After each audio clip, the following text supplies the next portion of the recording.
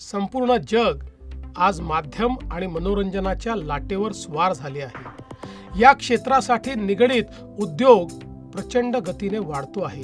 या नव्या क्रिएटिव्ह इकॉनॉमीत भारत अग्रेसर असावा हा आपले माननीय प्रधानमंत्री नरेंद्र मोदीजी यांचा निर्धार आहे।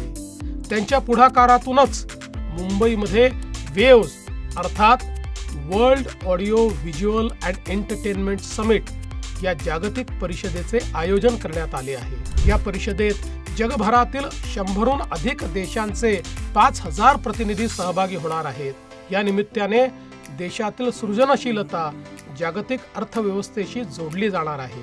मुंबईत 1 मे ते 4 मे या कालावधीत होणाऱ्या world audio visual and entertainment समिटसाठी जगभरातून आणि देशभरातून येणाऱ्या प्रतिनिधींचे मी महाराष्ट्रातील तमाम नागरिकांच्या वतीने स्वागत करतो।